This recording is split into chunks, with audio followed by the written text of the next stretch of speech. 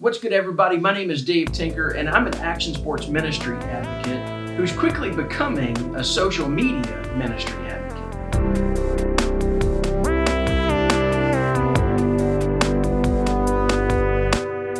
Man, thank you guys so much for hanging out with me today. I appreciate you dropping by my channel to check out this video. It means the world to me, so thank you so much. If this is your first time here, go ahead and click that subscribe button and turn on your notifications so you don't miss anything that I post. One of the things that you're going to learn about me is that I'm very active in action sports, and currently today I'm mostly invested in the sport of scootering. Now, I love surfing, I love BMX, I love skateboarding, but scootering has just become this thing for me that's actually, it's just been an open door of opportunity that I've stepped into. Never expected it. Matter of fact, in the beginning, I resisted it pretty well. Now I'm 4 years into it, and I absolutely love it. I've met some awesome people. I've traveled to cool places to meet people. I've made some great friends, and I love scootering and the people that do it. Today's video might be a little shorter than what I normally would shoot with you guys, and I apologize, a lot of my videos are long, but I want to share with you something that's really been happening inside of me. You know, and this kind of flows into this whole message that I've been sharing with you guys about a change that's coming to my life as we enter into the end of the year, going into 2019.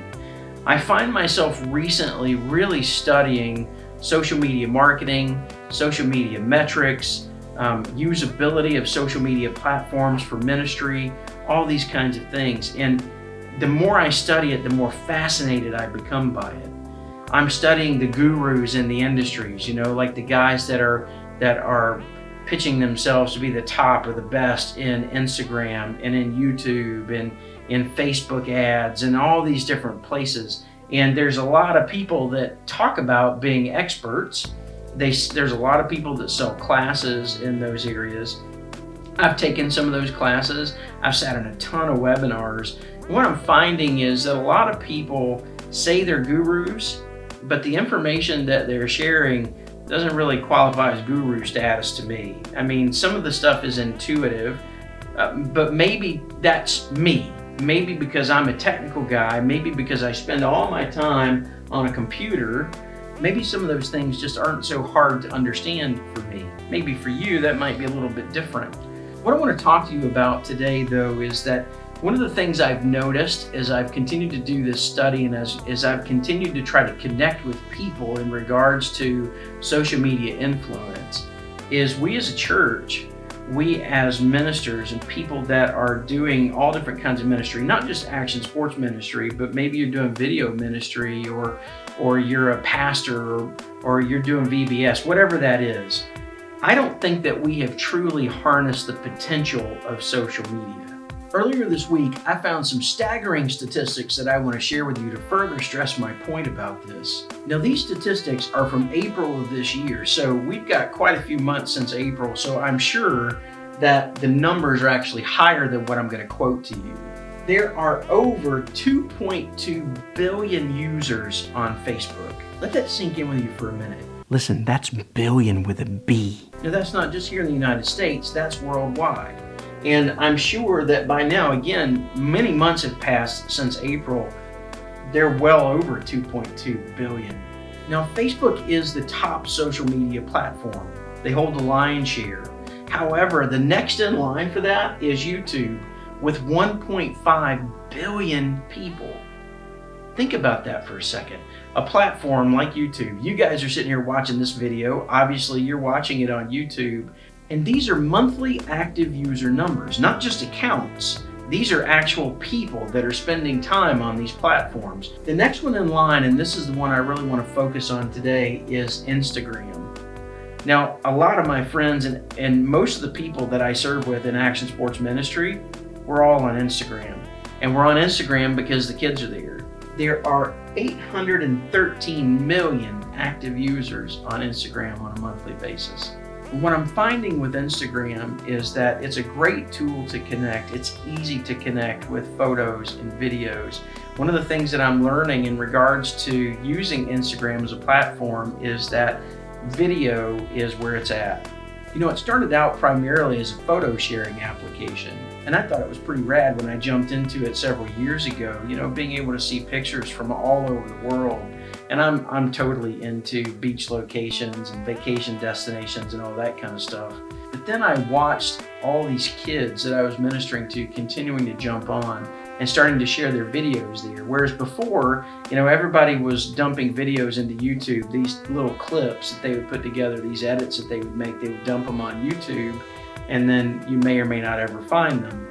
But on Instagram, I mean, these kids are learning how to shoot video and edit video and create these edits on their phone and upload them to Instagram.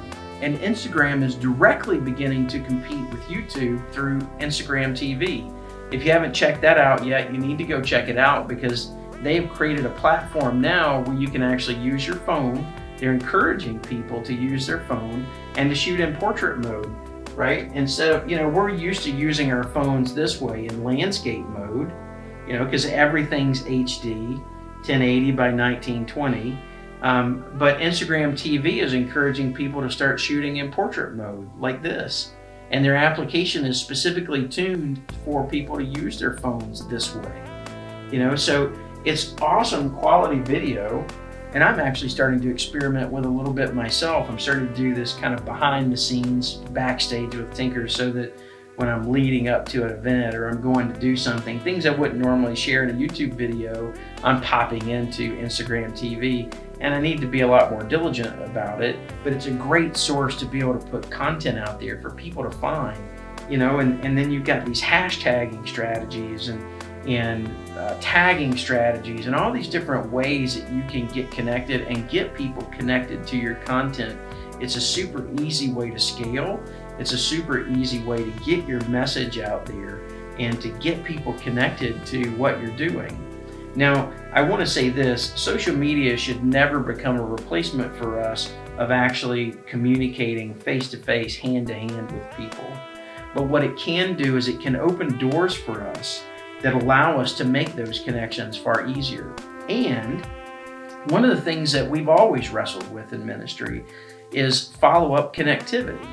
Right? We go do these events. We go do some kind of a skate event or a scootering competition, or you go do an event at some local skate park, or even if you just go hang out and skate somewhere and you meet somebody.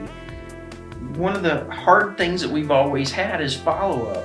But dude, Instagram makes that so easy, right? You can pull out your phone, they can pull out their phone, you can share IDs, because chances are you're not going to run into anybody at the skate park who's not on Instagram. So you guys can pull out your phones and you can connect together. You can give them your ID and theirs. You guys can follow each other, and blam, man, you've got instant connectivity. You can direct message in Instagram, which means, you know, you can send these private messages back and forth. So if you run into somebody and they're having a specific challenge or a struggle, you know, you can carry on that conversation beyond the skate park, beyond that initial point of contact. That's powerful, man. I mean, how often have you ever given your phone number to somebody, or you've traded numbers so you can text back and forth or whatever, and that connectivity just doesn't work. But dude, I promise you, Instagram does work. And another cool thing about it is when you send somebody a message on Instagram, if you DM them, you can actually see when they've seen it. When you send somebody a regular text message or you give them a call or whatever, you hope that it delivered, you hope that they saw it. But on Instagram, you can actually see that they read it. So not only can you connect, but you could send a word of encouragement to somebody. And whether they respond to you or not, I mean, it'd be cool if they respond, but whether they respond or not, you can actually see that they read that word of encouragement. Now, just like any other platform, any other tool, we can use it to do destructive things too, right? Like we can pick each other apart. We can call each other out. We can do all kinds of negative, crappy things with it. But I'm going to choose to look at this as an opportunity for us to connect with the rest of the world. Think about this, man. On Instagram alone, 813 million active users every month. How many people do you connect with on a weekly basis? You don't even connect with a fraction of that, not even at church. or even just not even a pinpoint of that when you go to the skate park or when you do an event. But this is an open gateway to the rest of the world, man, where you can share love and positivity and encouragement and Jesus with people all over the planet. Now listen, I know that social media is a bit intimidating. And quite frankly, when you start looking at all the crap and negativity that happens on Facebook, or we've got this app that we use in our community called Nextdoor. Maybe some of you guys are on that too. And to me, it's just like a broadcast booth for hate or people being angsty or being negative, man.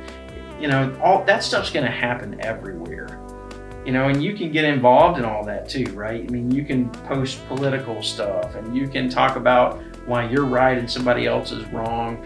I'm going to encourage you to leave all that crap off of your social space. It doesn't change anybody's mind. You airing out your grievances about something that President Trump has done or something that President Obama did or whatever, right? It doesn't change anything. It doesn't fix anything. And quite frankly, in my life, I notice when I actually verbalize or express some type of negativity, it makes it worse for me, not better. I don't know about you guys. This is the way I experience it in my own life. Make your social media a space where people can connect with you and feel comfortable. And, you know, it's not to say that you don't share your opinions. There's nothing wrong with that.